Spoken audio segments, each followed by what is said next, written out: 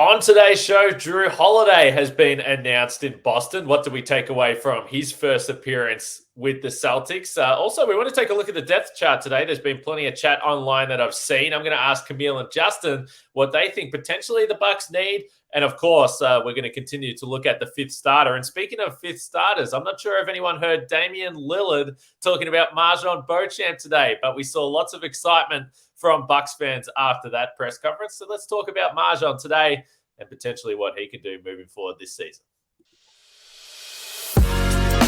You are Locked On Bucks, your daily Milwaukee Bucks podcast, part of the Locked On Podcast Network, your team every day. You are Locked On Bucks. My name's Kane Pittman. You can see and hear me on this show Monday to Friday, and also find my work over at ESPN. And alongside me from the Bucks Radio Network, it's Justin Garcia. And from a whole bunch of podcasts, the Tech Foul podcast every week, Carry the G every single Monday covering the Packers. I know Camille has got the Brewers game on now, so there's probably a Brewers podcast coming up soon. But most importantly, we Locked On Bucks. It's Camille Davis, and we thank everyone for making Locked On Bucks your first watch or first listen of every weekday, particularly over the last week. It's been a big week for the show. Lots of people tuning in, and probably a lot of people finding the show for the first time. So if you have done so, we appreciate the support.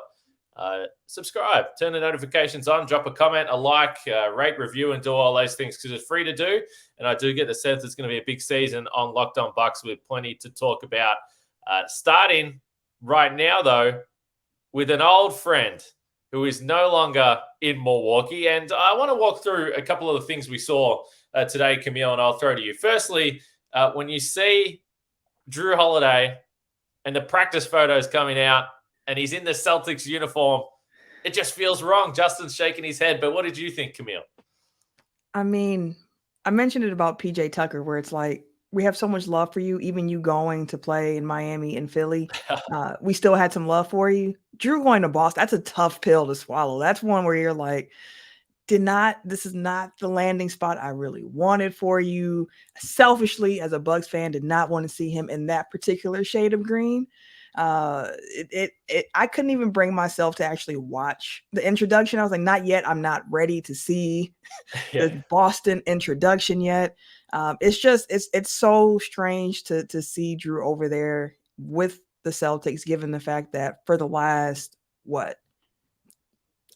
since Bucks really got back into the playoffs, it's been beef with Boston way back when, Terry Rozier was cooking Eric Bledsoe. Like, it's since those days, and Kyrie and Boston, like it goes back to that point with at least this Bucks core, with us having some hard feelings against Boston. So seeing him over there with the ops, it's hard to get used to. I wish him success in every game that's not against the Bucks. But yeah, that one's tough to get used to. Jrue did mention the fact that basically straight away he got a text message from Joe Mazzulla who was telling him, this is what we want you to do in the pick and roll, which made me laugh a little bit. I think Jrue Holiday has probably made a career out of dominating defensively off his own ridiculous skills that he had. One thing that was funny, he did mention the fact that he was a Lakers fan growing up. Obviously, he's from LA. He said a lot of his family is going to be maybe disappointed or upset that he's playing for the Boston Celtics. What about the personal side, though, Justin? Because we discussed the idea that 24 hours before the trade, the story comes out in the Journal Sentinel. He wants to be a Buck for life. He never wants to play for another franchise. He wants to be in Milwaukee. And I did see a post from Lauren Holiday today on Instagram, which was essentially along the lines of there was no warning of this. There was no mention that he was even up for trade. There was no mention he was in discussions. I think over the offseason, we kind of gathered by some of the reporting going around that the Bucks were certainly making calls. What did you think of the business side of this then? Because I do think the timing with Jrue making those public comments only to be traded 24 hours later, that would be a tough pill to swallow, I imagine. And it is probably the unfortunate side of the business. Yeah, that was the tough part, for it to be one day that separated those two events. And I did see the Lauren Holiday post too. And it wasn't, I know some fans kind of took it as not attack, but like, man, the Bucks really did us dirty here. And as she noted in her post too, like, this isn't looking for sympathy. This isn't pointing the finger. This isn't placing blame anywhere. It's just kind of pointing out, look, it's great that athletes get to live the lives that they do and they're paid a lot of money, but there is a personal side to this as well. And now our kids got to pack up and move and find a new school. And we had kind of rooted in the community. And again, I think what hurt them even more was, number one, Jrue won a championship here. Jrue was beloved here, and that they wanted to be here as invested as they were in the community. And for Jrue to make those comments was what just made it all an unfortunate turn of events. But look, I get it from the Bucks perspective too, that you can't approach Jrue and tell him, by the way, we're not trying to trade you, but if an offer comes about, like, it sucks, man. You're the only one that we can really trade. We can't move Brooke or Chris, and you're the only one with that salary. So not looking to move you, but FYI, you could be moved. You just can't take that approach. And I think the other part too that stood out was kind of hearing some of the stuff that Jrue said at his Celtics introductory press conference, where again, he wasn't taking shots at the Bucks, but you could tell he is very motivated. And it's not like, man, the Bucks screwed me. I don't think that's his mindset, but his mindset is clearly like, you guys are going to miss me. And I'm going to remind you that some of the stuff that he said there, even joking of, I'm finally on the right side of this rivalry between the Bucks and the Celtics. He's going to be very motivated, especially the 4 times the Bucks play the Celtics. So, Camille, 2 things to that. Firstly, I think Justin hinted at it, but I think if we sit back, you say, okay, well, firstly, this sucks for the personal side of things, but secondly, the Bucks kind of, you have to do your business this way. I mean, maybe there's other ways you can go about it, but ultimately, if you're trying to pull off a trade like this for a player like Lillard, this is kind of the way that it is going to go, and it is unfortunate. Secondly, how scared are you of the Jrue Holiday revenge games this season? Because I do think naturally, again, and maybe more so, I think Jrue Holiday, certainly from what we've seen and heard over the years, is as competitive as anyone, regardless of any type of motivation. But I would have to imagine there is some deep motivation to play the Milwaukee Bucks this season, even if he loves the guys and the franchise and the city. I think that adds to it even more. Like, a lot of people are driven by spite or bitterness or hate, but when you had a lot of love for something and it's taken away from you, I think that even adds a different level of motivation, like you were mentioning, because I mean, Jrue mentioned the fact that he still gets up to play Philly. Like, he was drafted to Philly years and years ago, and he was still like, I look forward to playing against Philly. Like, it's still on my mind. I still am getting up for these games. So he is going to be extra motivated to go up against the Bucks every single matchup. It's already being, projected that we're going to see each other in the playoffs, which, I hope it's a season of health for everybody in the league here. There are some people who are like, oh, well, so-and-so's not going to make it. I want everyone to make it. I want it to be a very healthy season, and Jrue is going to cause some problems. I was having a debate on Tech File last night. We were arguing over who's the better team in the East as currently constructed, Milwaukee or Boston. And I was mentioning that in Boston now, with Jrue Holiday being there, we know they lost some of the front court depth, with Rob Will being gone, having to depend on Porzingis, having, an older Al Horford. But you have Jrue at the point of attack with Derek White as well, which helps make up for that a little bit. Like, if you can stop him from getting back there in the first place, it does wonders for your defense. And if you put Jrue in a situation now where he's a third option, and there are going to be some Bucks fans who argue that he was a third option here, and others will say he was the second option. And over the last 2 years with Chris's injuries and whatnot, I'd argue that Jrue was probably the second offensive option for a majority of that time. And we saw his playoff performance where the offensive numbers regressed to Eric Bledsoe levels.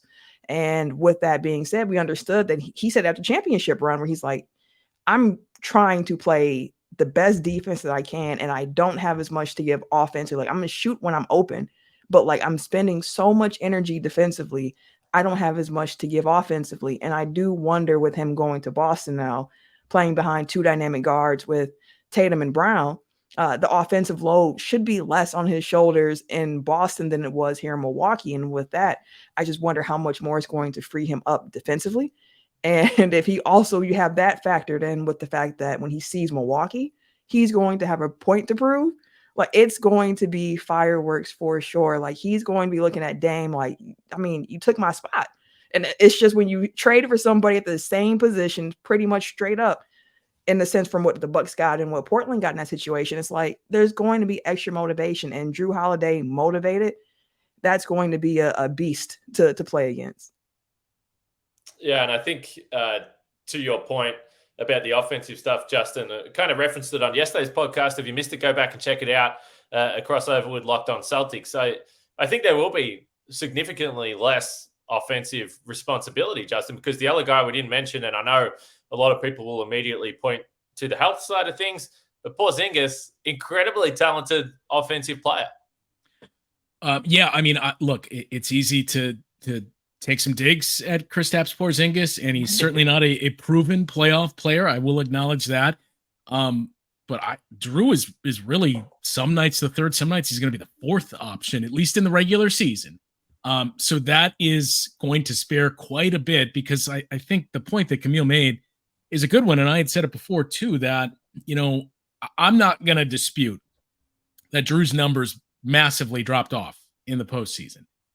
He did hit some big shots, but a lot of times that was part of a 4 for 17 shooting performance, but he did so much defensively. And the other point of, he had to shoulder a lot, especially the last two playoff runs when Giannis was not 100% in that series against the Heat. You didn't have Chris Middleton in the series against the Celtics. That takes away from the offense as well. But the other part that I keep coming back to, and I don't know if some Bucks fans that are taking the opposite view here are really taking all this into account, is not only do I think Jrue is asked to do a lot more offensively with the Bucks than he will be with the Celtics, you can't compare the two offenses, at least that version of the Bucks pre-Dame Lillard, to what they had, what they have now, because you can say who's going to defend Giannis, and Kristaps Porzingis can't do it. Al Horford can't do it. I don't deny that. I don't know where the defense is going to come from Giannis. But Giannis is not, at this point, the half-court threat that a guy like a Jason Tatum is, and that changes things too, because Giannis can score. I don't know if I agree with that. My point is this. When you shut things down around the rim, and when you say, okay, fine, Giannis is going to get that, or even Giannis can score, but how are you going to defend us and we're hitting threes? That changes things too, that you can't make that trade-off. And until Giannis really develops that game further away from the rim, Dame is going to help quite a bit with that conversation. But when we're using the old model, that was the problem, was it was difficult to get those shots. And in turn, you had to ask a lot of Jrue Holiday to create. So, yeah, I disagree with the half-court stuff with Giannis, because I think he's as big a problem as anyone. But to your point, the part of what you just said that I really do agree with is that is why when there's any conversation about should the Bucks have made the trade, of course they should have made the trade, because they didn't have enough else offensively. And I think maybe that's what you get into there, because with Giannis, he can create as much as he wants. But we've watched this team for long enough to know that there wasn't guys out there that were making shots, particularly if Chris Middleton isn't at full health. So that's why you have to make the trade, and you have to bring in Damian Lillard, even if it is at the cost of Jrue Holiday. But I think that's going to be a conversation we'll have right through the season. Let's get to the depth chart next, and make sure you let us know. It doesn't quite feel real till you see the player in their other uniform. So Jrue Holiday, how did you feel about seeing him out there today? But first, Bird Dogs. You know about Bird Dogs shorts. I love them. I've been talking about it for a long time on this podcast. And if you aren't aware of what Bird Dogs can bring to the table, they have the stretch khaki shorts that are just, they make it very comfortable. You can wear these shorts whether you're out for dinner, playing sport, going to the gym, going on a date. It doesn't really matter. They're so versatile. They are ready for any occasion, which is exactly what you need when you're looking for a pair of shorts. Now, I understand that maybe the weather taking a bit of a turn in Wisconsin, but I've been there for long enough to see that there are still guys out there that they like to show off. They like to wear their shorts in the cold weather. And if you're going to do so, I think it's a silly thing to do. But if you're going to do that, I would highly recommend that you buy Bird Dogs. So go to birddogs.com/LockedOnNBA or enter the promo code LockedOnNBA at checkout for a free Bird Dogs water bottle with your order. That's birddogs.com/LockedOnNBA for a free water bottle at checkout. you won't want to take your bird dogs off. We can absolutely promise you that. Let's get to the depth chart. And this has been a big topic of conversation over the last few days. The Bucks clearly rounded out the roster for now by picking up Cam Payne. That was a big hole in the rotation that they had. They needed a backup point guard. So that's a significant addition and a guy that has played big playoff minutes over the last few years. So Cam Payne is going to be nice. But I screenshotted this from CBS just so I didn't forget anyone here. But if we go the 4 starters, Lillard, Middleton, Giannis, Brook Lopez, Pat Connaughton and Bobby Portis, the guys that return. Jay Crowder is there as well. Cam Payne, we already mentioned. Malik Beasley and MarJon Beauchamp. When you look at the depth chart, Camille, do you have any grave concerns about where the roster sits right now? Again, you always have to assume full health. Right. Assuming full health at this moment, I don't have any grave concerns, I would say. The biggest concern I had prior to this week was that we didn't have a backup point guard on the roster, and that Cam Payne signing does that. I know there were some folks hoping that it was Bullock who was signed in that last roster spot, but Cam Payne's a bit younger. He's positional need as well. And I think that kind of tilted the scale, at least for me, of wanting Cam Payne more than Reggie Bullock. But I don't really have too many concerns. Of course, we need help to go our way. I know it's a lot of Bucks fans who look at, Boston, and they point out the fact that Al Horford is 37, but Brook Lopez isn't that far behind him. So if I had any other concern, it would just be around the front court, because if we have an injury to Brook or Giannis or Bobby, it changes the equation a lot. We know that Jay is theoretically a 4. He can guard a 4, but he's undersized. We have Robin Lopez, but I'm looking at Robin in that Myers Leonard role, where it's you're just here, break glass in case of emergency. And if we have to break that glass, it's not a favorable situation for us. So if I had to pick a position, a part of the roster where I'm this makes me a little bit worried, I would go there. Although overall, assuming health and everything, I'm pretty comfortable with the depth chart and the way the roster is constructed. Justin, who is the biggest wild card, or what player on October 5 do you think can have a bigger impact for this team moving towards the postseason? Jay Crowder or Malik Beasley?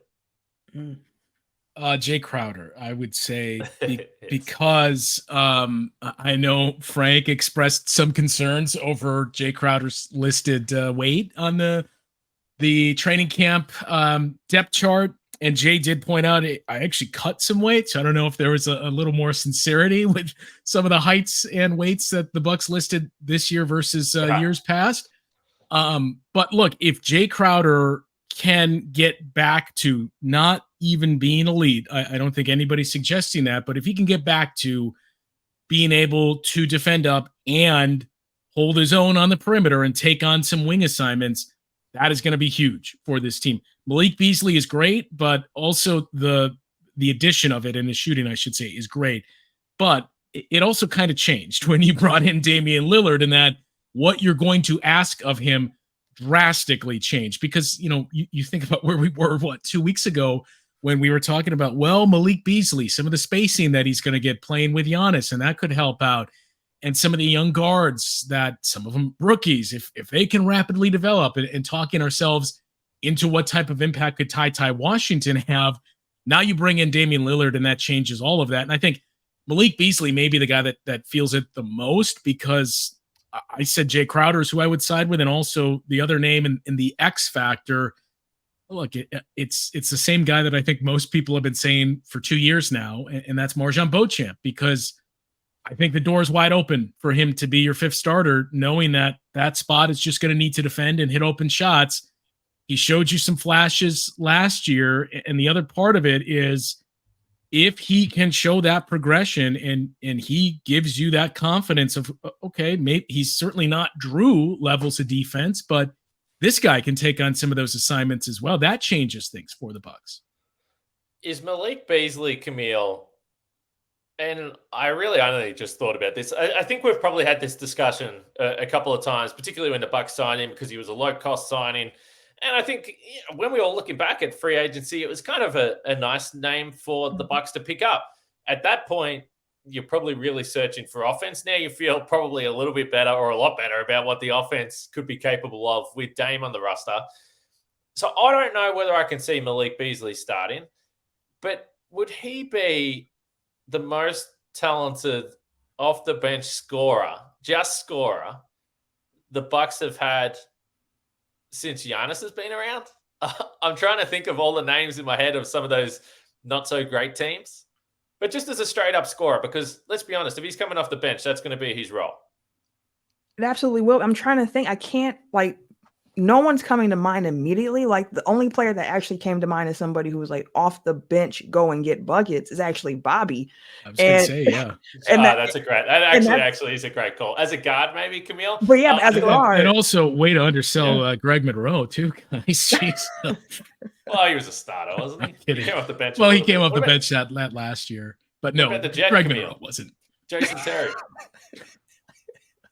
Yeah, no, there's no other guard I can think of though that has that type of scoring punch in him to come off. I mean, we had Brandon Jennings for a few weeks there. Like theoretically, that's Shabazz Muhammad too. I mean, right. That's right. Mm-hmm. Theoretically, we had some guys who could do it, and I guess at this moment, since we haven't seen the Bucks play at this point, Beasley is also theoretically someone who can fill that role. But if he does what we expect him to do, and we've seen him do over the last few seasons, I would absolutely say he is, just the best scorer we've had off the bench so far from a guard position. I think there might be upside for both Malik Beasley and Jay Crowder. So let us know in the YouTube comments. I might put that up as a question. Who have you got more hope for in terms of becoming a real impactful player this year for the Milwaukee Bucks? MarJon Beauchamp, I know Bucks fans want to hear about him. Damian Lillard was glowing in his praise for MarJon Beauchamp, which got a lot of people excited. So we'll get to that after we talk about FanDuel. And NFL season is well and truly underway, and you can snap into the action with FanDuel, America's #1 sportsbook. Right now, new customers get $200 in bonus bets guaranteed when you place a $5 bet. That's $200 in bonus bets, win or lose. If you've been thinking about joining FanDuel, there's no better time to get in on the action. And while you can focus on the NFL stuff, you can also go to the NBA, and that's what we like to focus on this show. And the NBA championship odds, the two favorites, both at plus 380 to win the NBA title, the Boston Celtics and the Milwaukee Bucks, two teams that we're going to be talking about a lot on this podcast, I get the feeling, this season. But the app is super easy to use. There's a wide range of betting options, including spreads, player props, over and unders, and more. So visit FanDuel.com/lockedon and kick off the NFL season. That's FanDuel, official partner of the NFL. Let's not mess around here, Camille. MarJon Beauchamp, my boy, someone that there is very high hopes for. We've said it endlessly. A really, really easy guy to support and want to see succeed. He seems like he works his absolute butt off every time he's out there. He's highly motivated.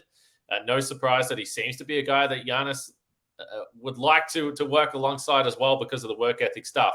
Damian Lillard today singled out MarJon Beauchamp, said that he was so impressive, pointed to the skill set, the size, the scoring ability, the athleticism, and then said he's the type of guy that he would draft if he was a GM, and he understands why the Bucks took him. Is this Damian Lillard still figuring out his place in Milwaukee and just being very, very positive? Or do you walk away saying, hey, if Dame said this, MarJon Beauchamp's in for a big season? Damian Lillard is not somebody who has ever come off to me as somebody who was just going to talk.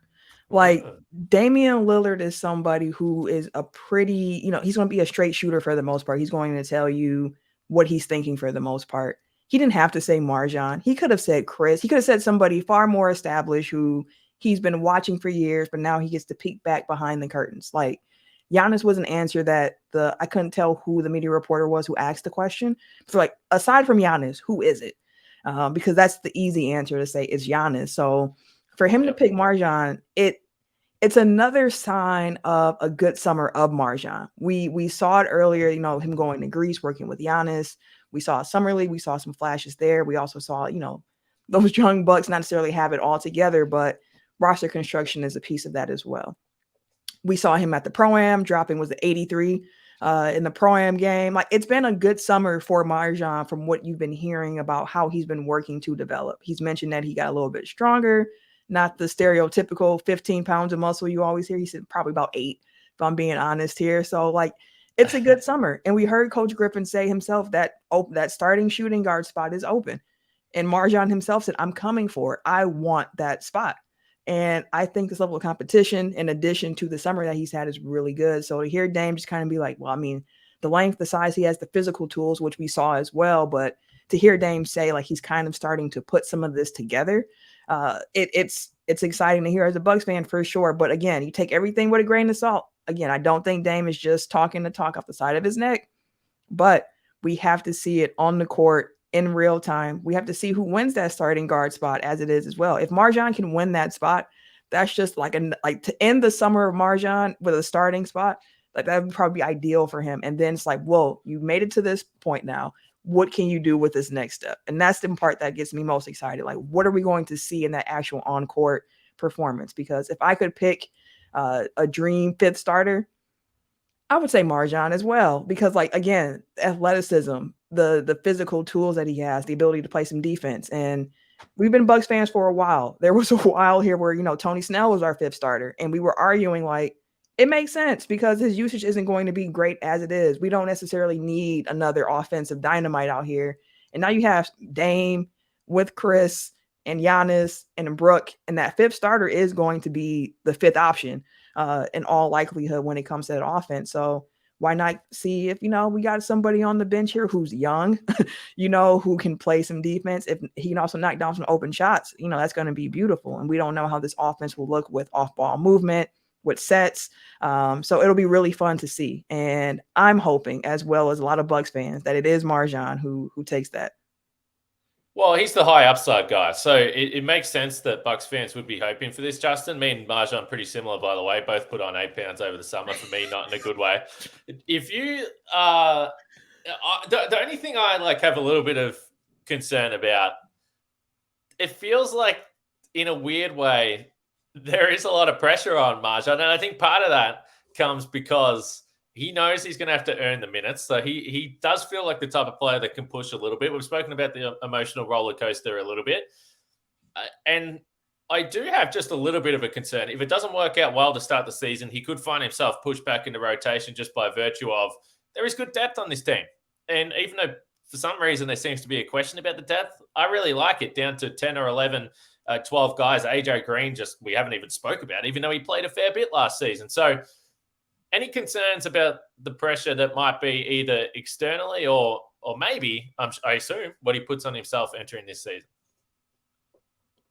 It's a good question. I would say not as much. Like, if MarJon was a rookie, then yes, then you're asking a ton of MarJon Beauchamp. But I think we've seen some of the progression, and even last year, guys that I don't think, to Camille's point about Dame, I don't think Jrue Holiday is another one of those guys that'll just say something to only gas up his teammates. He'll say something that's calculated and he means. And Jrue was a guy that spoke very highly of MarJon and some of the things that they would see in practice a year ago as well. So my concern would be much, much greater if MarJon was a rookie and didn't have as many of those reps and some chemistry with this team. So that's not as much of a concern to me. I am curious to see how Adrian Griffin handles it, though, because, if this was the previous coaching staff, I would guess MarJon would not be the starter on night one. That maybe eventually he works into that, but it's probably Pat Connaughton or who knows. I don't know about Malik Beasley just because of the offensive stuff that we said already, but I don't think it would be MarJon Beauchamp on night one. And that's really the great unknown with Griff, is not only that, but really everything. I mean, a couple of weeks ago, prior to getting Dame, we were talking about, well, how different is this offense going to look? And what are some of the things that Adrian Griffin is going to look to focus on that maybe Bud didn't? And I think we heard small glimpses of some of that stuff at Media Day when, he kind of talked about defense and the absence of Jrue Holiday. How do you account for that? And his thing was, well, we're going to be prepared and we're going to know the opponent's tendencies. It was the opposite of what we heard from the old regime, where it was, hey, we just focus on what we do and we continue to develop our strengths and build those good habits. And Adrian Griffin was like, we're going to be prepared. We're going to know their tendencies before they do it and anticipate things. And that's how you can make up for some of this stuff. So that's a big one. And also, how does he play these young guys with their development? I think the acquisition of Damian Lillard changed a lot in that a lot of these guys are going to play a lot of their games for the herd now versus the opportunity maybe being there a week ago to kind of slowly bring some of them along. But the whole package of what does Adrian Griffin do with the young guys, to me, is really the bigger thing to watch, aside from just how awesome is it going to be to watch Damian Lillard 82 times a year. Even though the Bucks did look like they took a little bit of a different approach in terms of filling out the back end of the roster with some of the young guys you mentioned there, you still obviously swap Lillard for Jrue. They're the same age. You bring in Campaign, who's an older player who is going to play. And then all of a sudden you look at the rotation and it is older, on the older side of things again, even though it looked like the Bucks changed their approach. So we'll leave it there for today. Let us know what you thought. Jrue Holiday in Boston, the Bucks depth chart in general, the Malik, Beasley, Jay Crowder question, I think, is a fascinating one. We're going to continue to discuss all those topics. And then MarJon Beauchamp. I do get the feeling there is a lot of positivity. So I assume a lot of Bucks fans are going to be excited with what they heard from Damian Lillard today. So Justin and Camille, the first time we've had the Triple Threat podcast for a while. We always run through 30 minutes pretty quickly when we're all together. We appreciate both of you guys. Camille, Carry the G, Tech Foul podcast on fire. Justin, preseason basketball this Sunday. The first post-game show of the season is going to be coming up to start the week next week. So there's plenty happening here on Locked On Bucks. Like I said, if you haven't done so yet, subscribe, turn the notifications on, and we will have another show tomorrow. We'll speak to you all then.